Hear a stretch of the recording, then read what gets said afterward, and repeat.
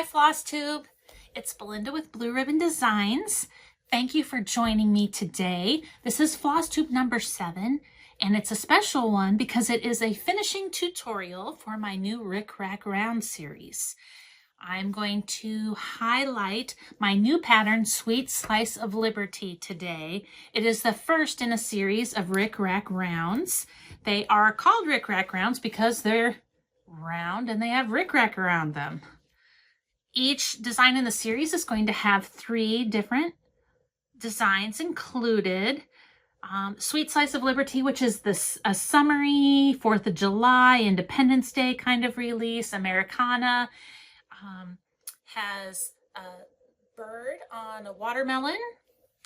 It has a basket of flowers and a little cottage piece.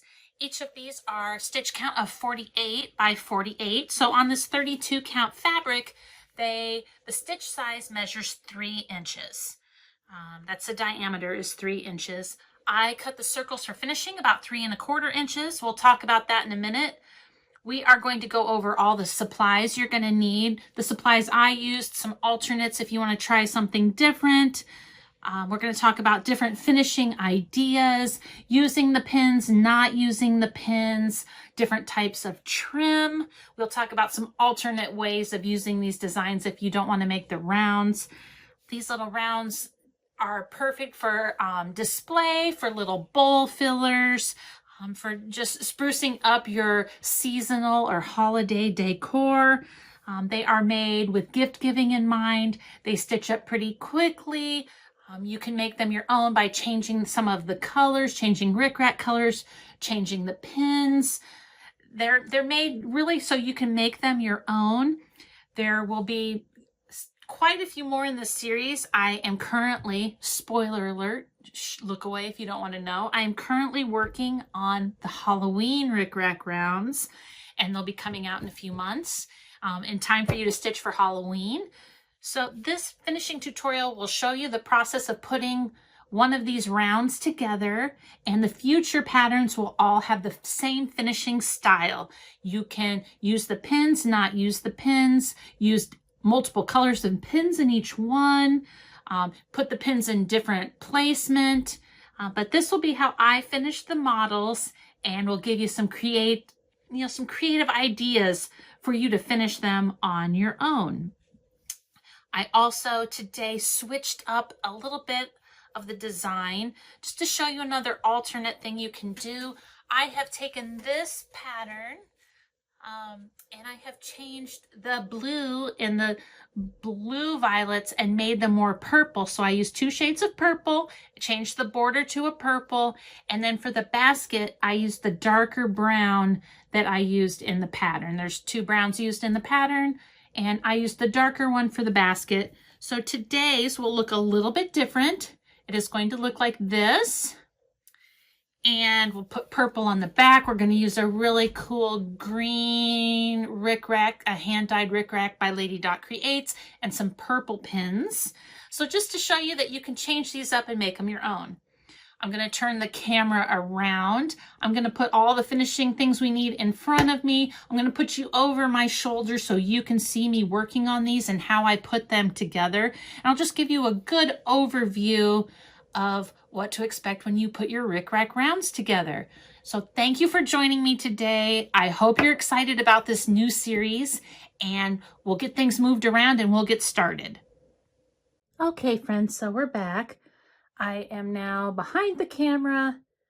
I have the materials here I'm going to be using, and we'll kind of go through those quickly, and we'll get started on how to put a Rick Rack round together. So on the table here, you're going to see a few things. These are my standard finishing things. Over here we have my little, if you watched my last finishing tutorial, my little ratty bag. This bag has all sorts of needles I use all the time on it. Inside of it, it has teeny tiny pins, fabric, wax, clips, just different stuff I use and like to keep handy when I'm finishing. We have batting, comic book board, clear sewing thread, the models, some hand-dyed rickrack. I believe this is in the color Witchy by Lady Dot Creates. I've got some nice pretty purple pins, Nymo beading thread. I have several types of tape, which we'll talk about. I have my little stash and store with a whole bunch of tools stuck in it that I use most often. Before we get started, let's talk a little bit about the thread changes I made. The model for Sweet Slice of Liberty uses red, white, and blue colors. So we have blues for the violets and the border and a lighter brown basket. For today's tutorial, I switched that up a little bit. I used purples for the violets. So I switched the sulky blues out. The dark blue, I switched to 1112. And the light blue, I switched to 1296. And they're just a couple shades of purple. And then I switched the basket color to the darker brown in the pattern, the color that's used for the roof on this one. It is 1130. And that was just to show you we could do this a little more summery, a little cheerfully, instead of the red, white, and blue. Mix it up a little bit, give you some ideas. I'm going to finish the back of it with this fun purple. The rest of these are finished with a red grunge that has some blue in shades and white in it. So we just switched that up a little bit, and we're going to use some purple. This is a Robert Kaufman fabric. It's one of their color variations. Let's see if I have it right in front of me. I do not have the exact color in front of me, but it is a Robert Kaufman fabric. For the circles today, I have cut, just like the pattern says, 3 1/4 inch circles. I have used comic book board. You can use mat board. You can use a lightweight cardboard, a cereal box. But for 99.9% of my finishing that's anything flat, I use what is called comic book board. I will put links to these different materials below. If you visit my Amazon store, you will see all of these products. If you purchase them there, I get like a nice little spiff from them, a few cents, but it's more there so that you can see the exact products I use and you know what to look for when you go shopping. So this is actually comic book board, and these are 3 1/4 inch circles. You can get these a number of ways. I die cut these using my AccuQuilt fabric cutting system, but you can use just regular circle templates and trace the 3 1/4 inch circle. You can use a plate or a mug or anything round, a hoop, anything you have. Find one that you think is going to fit with your size fabric, and it's going to give you a nice coverage. And whatever the easiest method is for you to cut circles, that is what you should do. For these, I have die cut these only because I am a quilter and a craftsman. I have a lot of, high quality tools. I've worked with AccuQuilt, so I have their cutting system, and I cut 3 1/4 inch diameter circles of comic book board, 2 of them, and 2 circles of quilt batting, warm and natural, that style of batting, a cotton quilt batting. And that is just to pad your piece a little bit so that it's not so flat against this cardboard. You have something in between just to give it a little padding. So I have pre-cut these to make it a little bit easier for today's tutorial. We're going to start out, I have fused, to save time instead of doing it in front of camera, a lightweight fusible interfacing to the back of my stitched piece and the back of my backing fabric. It's just a lightweight fusible. I use Pellon products. Before you put it on the back of your stitching, you're going to want to make sure you've got it round. You're going to press it, make sure that it's a nice round shape. You don't want your circle kind of wonky. Linen can move around a bit when you're stitching and be a little distorted. So make sure you flatten it really nice, make sure it's good and round, and then fuse lightweight interfacing to the wrong side of your cross stitch. This just keeps it nice and firm, keeps all your stitches in place. We'll just give it a much nicer finish and quality. So we've already fused those on, so I didn't have to iron for you on camera. The next thing we're going to do is take one of our 3 1/4 inch circles. We're going to kind of hold this up to the light and just center the circle as good as possible on the back. And I'm going to trace around it with a pencil. I'll get that out of my set of tools here. And that's just to help give a guideline of knowing where to cut and what your seam allowance is. We're just going to draw the circle, and this is just a pencil. Draw the circle all the way around and take that up, and as you can see, it's pretty centered on there, and that's just to help. So we're going to trim away, and I want to be able to see exactly what my seam allowance is. We're going to do the same exact thing on the back of your backing fabric with the fusible interfacing. We're just going to trace around with a pencil.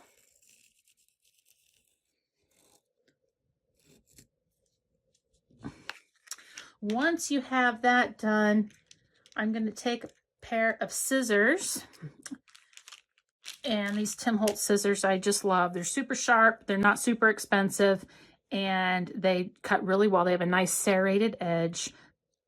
I'm going to trim about a 1/2 inch, it doesn't have to be perfect, outside of the drawn pencil line. So this is going to be your seam allowance that's on the back. And we're just going to cut all the way around. It doesn't have to be exact because your circle template that we cut earlier is going to keep it nice and round for you.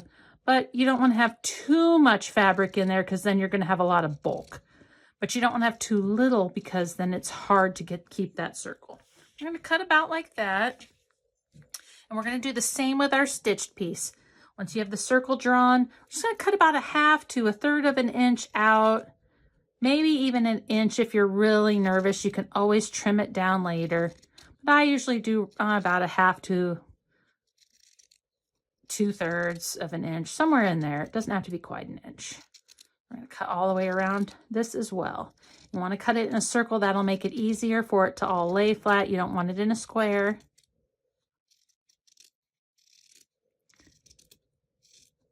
Now that we have both of our pieces cut, we're going to take some of this Nymo beading thread. You can use whatever strong thread you like. This does not break. It's my favorite thing for lacing and gathering. You can pull it really taut and it doesn't snap or break off on you. It's a little bit thicker, easy to work with. I've already threaded some into a sharper needle. I like to use maybe a crewel needle or a quilting needle and put a knot in the end of it. And I've probably got, 3 yards, or sorry, a yard, a little over a yard, 1 and a quarter. Yeah, about 1 and a quarter of thread on there. And you want to start on the stitched side is where you want your knot. So I'm going to, on the outside, put my knot, and you want it to be on the outside of your drawn line because this is your seam allowance. So let's go up a little bit. Once you have your knot on the right side of your fabric and a little tail, you're just going to weave in and out with your stitches, making a gathering stitch. We're going to work all the way around the entire piece till we meet the knot at the beginning. So just over under. It does not have to be exact. It doesn't need to be teeny tiny stitches. I do maybe 1/2 inch, maybe a little less, all the way around. It's kind of therapeutic. And you're just working in a basic circle around that pencil line that you drew in the last step. And if you can hear my doggies outside the door whining, it is July 3rd, Saturday evening, and fireworks are going off outside, so he's just being a little protective. He made a visit on my floss tube video earlier today.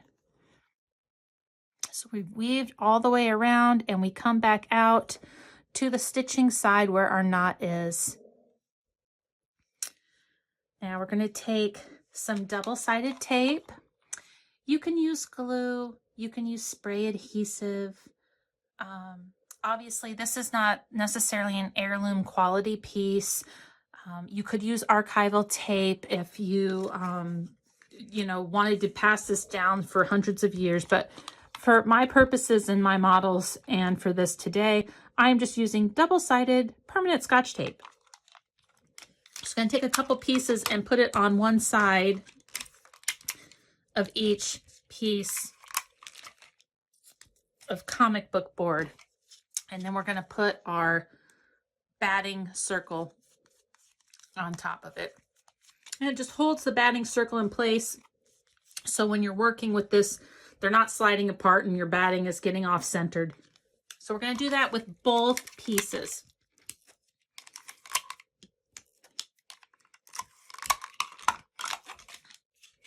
Okay. Again, just some double-sided tape. Attach your cotton batting to your comic book circle. All right, we have two of them made. One for the back, one for the front. And we have our stitching. We have our running stitch all the way around, our gathering stitch. We're going to place the batting side against the wrong side of the fabric, comic book board side up. And we're going to take our two tails and we're going to gather them together. I'm going to start tying a knot so I can pull this tight. So let's get a knot in there, or at least get one started. And we're just going to kind of pull that tight and tie a knot. Pull as tight as you can without any assistance or help in the room. And kind of move it around just a little bit. And this is where that comes in handy, having that batting taped in place so you're not moving it around. I'm going to tie this one more time. Now, we're going to take the rest of this really long length and we're going to kind of work in a star shape, and we're going to go around to each side and we're going to start pulling that in. You don't want to pull it so tight that you distort it, but you definitely want to get all these little puckers.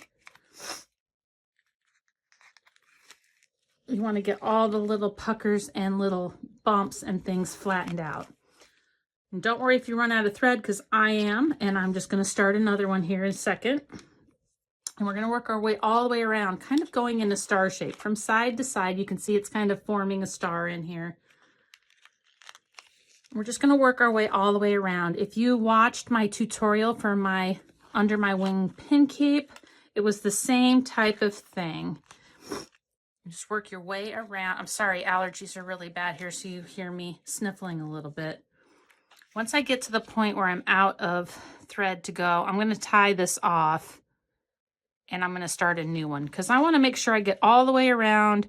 I get all the little puckers and bumps and lumps out of this. I want it to be nice and round and flat. So we're just tying this off so we can clip this thread. The best way to do that is you take a little bite of linen and you have a little loop, and you want to go through that little loop twice. I'm really short on thread. I'll try and do a better version of this again so you can see the process. Once you loop through it twice, it's going to knot off well. We're going to take our fancy little scissors here, clip the threads off, clip this excess off, and I'm going to thread another piece. We'll do a nice long piece so we have plenty to get all the little bumps out. I will show you how to do a $1 million knot again. If you watched my other tutorial, you saw the $1 million knot, but for those new viewers, thread your needle, hold the needle in one hand, hold the other end of the thread in your other hand. You want to wrap the thread, the tail, around the needle multiple times. and then you're going to slide those wraps down to the end, and it's going to give you a nice knot. The more wraps, the bigger the knot. So depending on what you're working on, you might want a tiny knot. I wanted a little bit bigger knot. It's on the back. It's in my seam allowance. We're just going to go back to where we were at right here.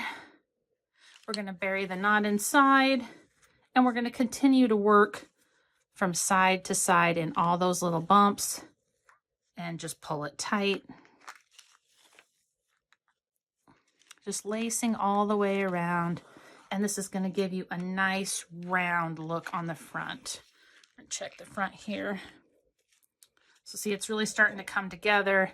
We're getting all those bumps out. I'm going to work my way around one more time, but I'm just centering it just a little bit. The line at the beginning really helps you get it centered, and then you can kind of pinpoint any little areas that don't look quite rounded to you. All right, so let's just finish working our way around. Once I get all the way around and I feel like it's nice and smooth and all the bumps and everything are out of it, I'm just going to tie off, and that is going to be the top of our rickrack round. We're almost there. Then what we're going to do is the same exact thing for the fabric circle that goes on the back. So once we get this one all smoothed out all the way around, I'm going to check it again here. It looks pretty good. And some of that's also going to come out when you put it together, but just use your fingers, smooth it, make sure you get it exactly like you like it. I think this one's looking pretty good. Let's see here. There's that little loop there. I want to get that out. And then we're just going to tie this off. So again, take a little bite of your linen. Now you have a bigger loop. You want to go through it once, you want to go through it twice, and you want to pull it tight. And I'm going to do that just a second time just to make sure that my knot is secure.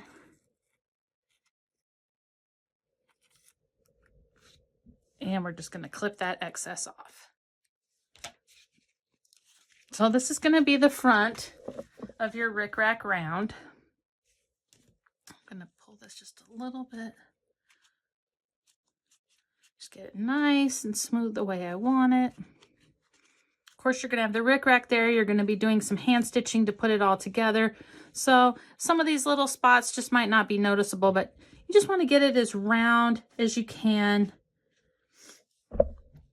And then we're going to do the exact same thing. So we have a comic book board round with the batting attached to it with double-sided tape. We're going to put the batting face down on to the fabric, kind of covering that circle. Not as big deal on the fabric because it's all the same. You don't really have to center it.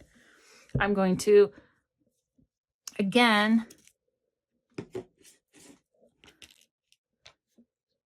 needle up a large piece of beading thread or strong sewing thread.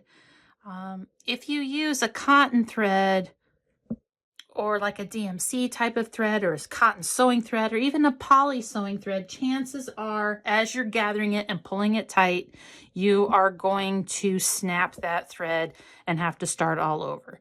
So you really want to start out with a good, strong sewing thread. This beading thread works great. If I do not have this beading thread on hand, I will use unwaxed dental floss. Dental floss works really, really well. It's another that will not break. So for those of you who don't have a beading thread on hand, that is a good thing that you can try. Dental floss. It also works very well for lacing framing projects. So again, the knot is on the right side, and we're just going to weave in and out in a gathering stitch all the way around this pencil drawn circle on the backing fabric, just like we did with your stitching. This is kind of repetitive. We're going to go ahead and put the batting cardboard circle on there, gather it, stitch back and forth, side to side, knot it off just like we did for the stitching piece. So I will keep working on this, and if it's super long in the end, I will speed this up or clip some of this out so that we can keep going on with the tutorial.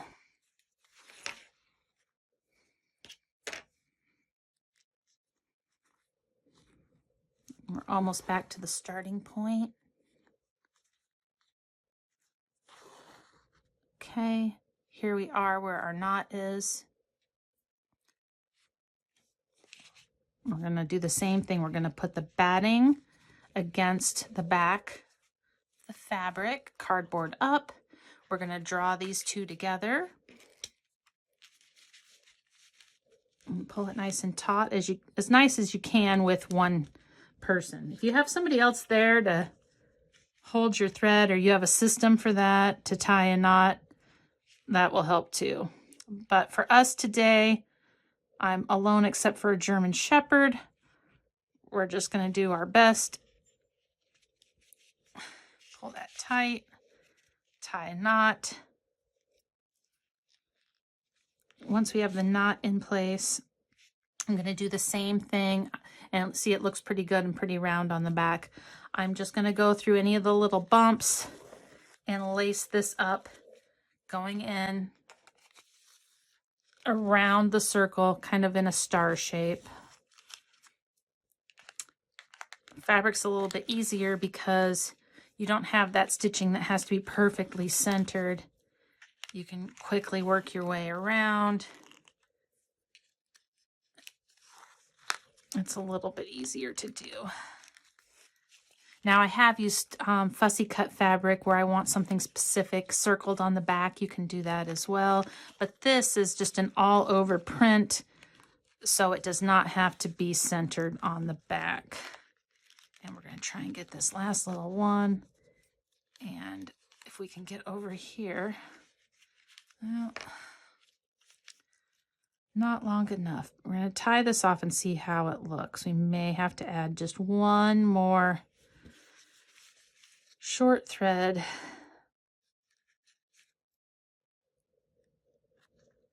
Okay, we're going to tie this in a knot. I'm going to do one more just for safety.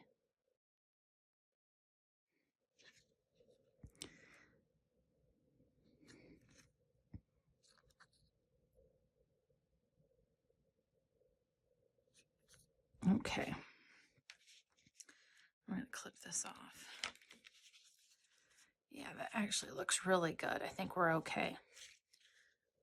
So I'm going to press this down. Normally, if I wasn't filming in a tutorial, I'd have my iron heated up. I would put the iron on this and just really flatten it nice. And I would do that with the top as well. But I think they're pretty good and flattened out right now. So the next thing we're going to talk about is attaching the rickrack. Again, for me, this is not an heirloom quality piece. I'm not worried about using tape. You could use glue or spray adhesive, whatever works best for you. But for these, I used a double-sided tape, again, to work with the rickrack. You can use Wonder Tape, which is just this is two-sided tape. There's paper on one side. You could work your way around and peel off the paper, stick it on. If this was something being sewn, this would wash out. But this is a nice 1/4-inch tape, works well. If you need archival tape, this is the tape I use. It is a framer's tape. It is available in clear. It's available in white. It is not double-sided, but it works. It's a great tape. If I don't want to lace something or something is smaller and I need to use tape when finishing, this is the tape that I will use. I'll have a link to it, as well as all these materials in my Amazon store. But for this, I used double-sided tape. It worked really well for me in smaller increments. It's harder to work with in bigger increments, so I would just take a piece, and this is on the back side of the fabric, and I just kind of worked it around. I'm going to do this all the way around to attach the rickrack. I found it was the easiest way to hold the rickrack in place so I could really center it, and I had the waves coming out the way I wanted them. Again, you can use glue, you can use spray adhesive. There's other things you can use. I will tell you, if you use glue We are putting pins in this once it is put together. That glue will end up attaching to the front. If there's a lot of glue in there, it makes it very difficult to work with your pins. So I chose to use double-sided tape, but it truly is up to you, the adhesive that you want to use. If you would like to use tacky glue, something like that, that would work.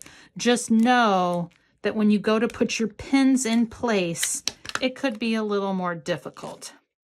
I'm just making sure we got sticky stuff all the way around here. It's all going to be hidden on the inside. And I want to make sure that I get my rickrack exactly how I want it, so my little waves are sticking out.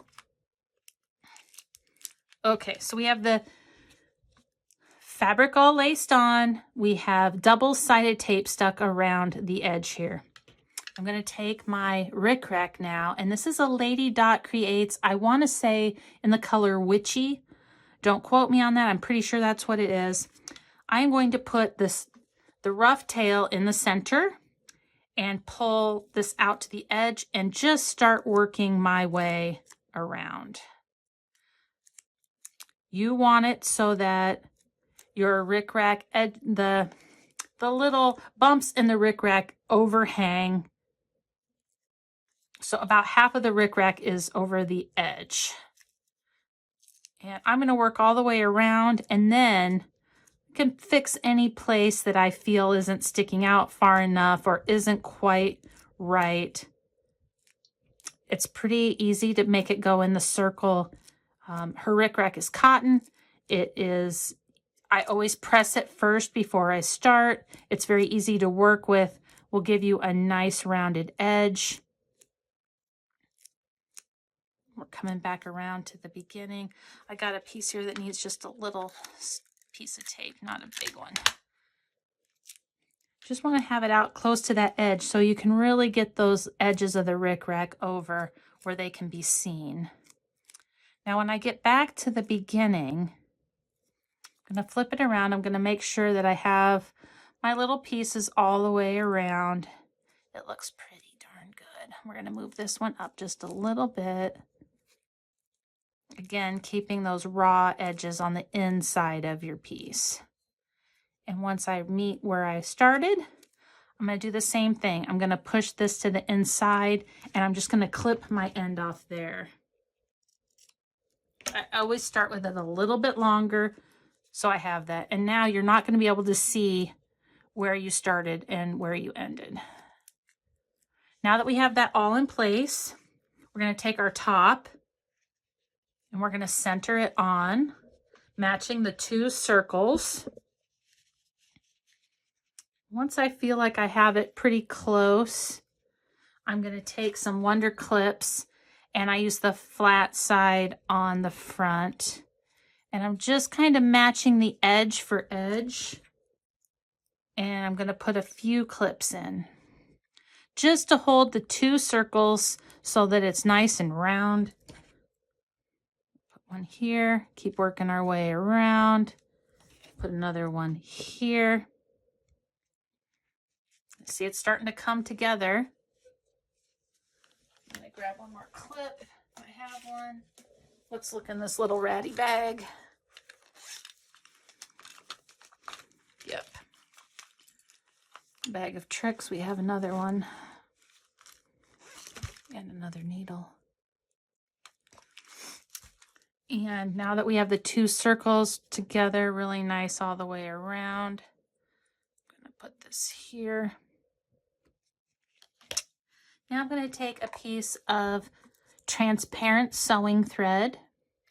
This one happens to be Dritz brand, same thing. Singer makes it. Moda has a brand that's really, really good that I use in my sewing machine. It's just a clear nylon thread, transparent thread. Now you could use thread that's the color of your linen or the color of your backing fabric, but here we have this is a major difference between a lighter colored linen and a purple. I don't really want my stitches to show, so I'm using a transparent thread, just a transparent sewing thread. I have already threaded my needle because multifocal contact lenses and glasses. and I didn't want to spend hours doing it on screen. And I've done the same thing. I've put the knot, I have it threaded, and then I have the knot at one end. And I'm going to trim off the excess here. I'm going to try and hide my knot, and I don't want that hanging out. So you have a knot at the end. And I'm going to go in between on the back somewhere fabric and just come out and kind of try to bury that needle or that knot somewhere on the inside excess fabric. It's clear, it's not going to stand out too much. And then I'm going to work going from the very edge of the fabric through the rickrack, through the very edge of the linen. And at first, when you have these clips on here, you're going to have to go kind of slow, not to catch the clips every time. You're going to want to pull tight, then go back down close to where you came up, go down kind of at an angle so you're moving forward through the linen, through the rickrack, through the fabric. Come back up. Same thing. We're going to go, I'm going to get that little bump out of there. Just going to use my needle to kind of press any bumps in. Go back in at the fabric, through the rickrack, through the linen again. We're going to come back up to the front, and we're going to do this going all the way around. So back through the linen, through the rickrack, through the fabric. And you're working right on the edges. So you're not going through the cardboard or the batting, and you're going in an angle, so you're going forward through the fabric, through the rickrack, and again through the linen. Coming up on this very first clip here, we're going to remove that. We're going to go back down in the linen, through the rickrack, and then through the fabric on the back. And as you can see, I'm working forward. We're going to continue to do this all the way around. I'm going to show you a few more stitches so you can really see what I'm doing. Again, back through the rickrack, the fabric on the back. And we're just going to keep working until we get all the way around to where we started at the beginning. Any little imperfections you see in your linen that might stand out, little bumps or anything you kind of missed when you were lacing it, you just use your fingernail or your needle.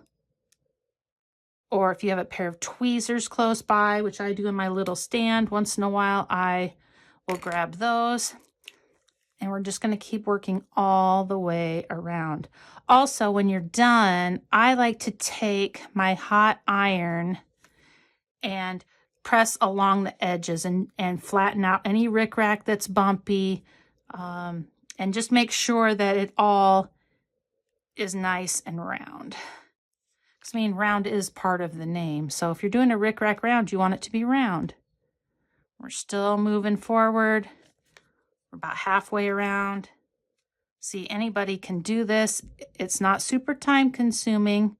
You know, in an evening, you should be able to put one of these together. If you have stitching time, you can stitch one of these within a couple days, finish it over a weekend, and have it ready to gift.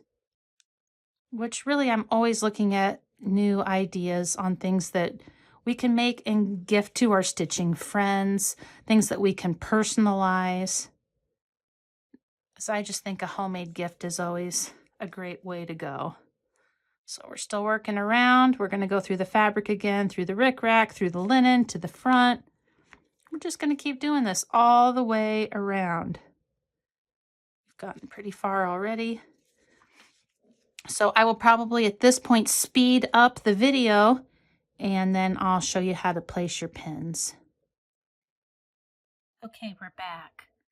And I have stitched all the way around with my clear thread, and I have tied off and buried my knot, and we have the rickrack sandwiched in place. Everything is hand stitched together, and we are ready for our pins. Now I'm going to use all purple pins for this. You could use 2 or 3 different color pins and alternate. You can use one color. You can use no pins. You can leave it just like this. But I'm going to put in purple pins, and I'm going to do them as I've done the models, with a pin between each wave in the rickrack. Now you could put them in front of the rickrack. You could do every other wave.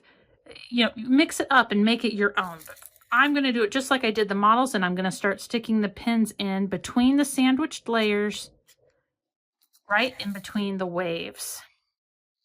So I found these purple pins that matched the purple, dark purple thread I used. I thought that would be fun with the green rickrack. Just a little springy.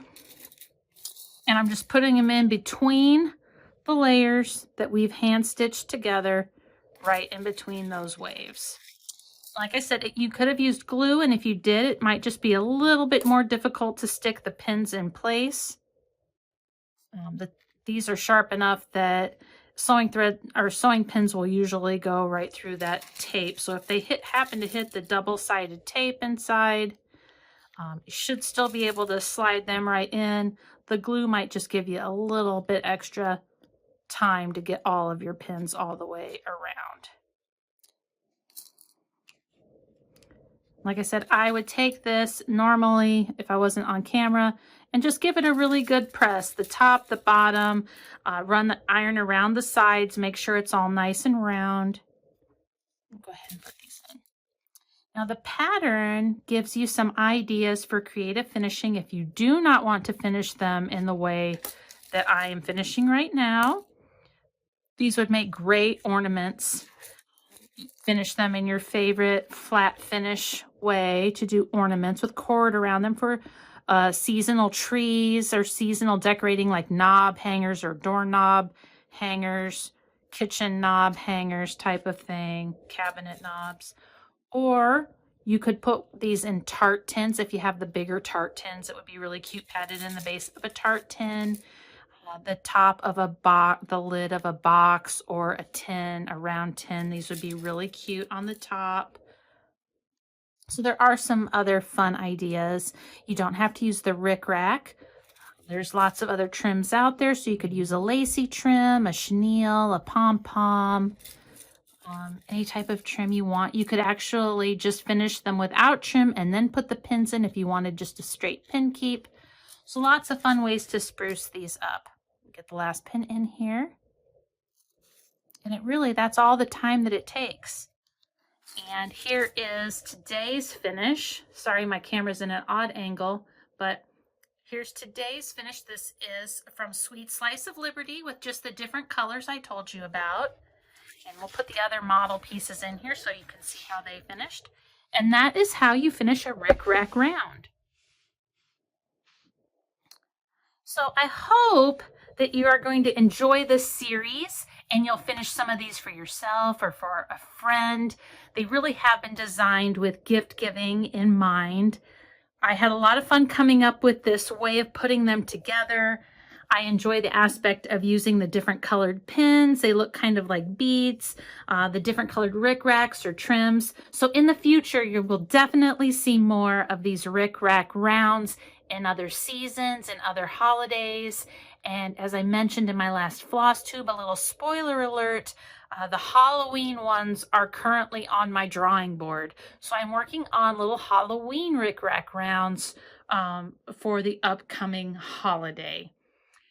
I thank you for visiting with me today and your support of my designs. And I hope this finishing tutorial will inspire you to put together a rickrack round or something special in your stitching space. Thanks, Floss Tube. Thank you, friends. Bye.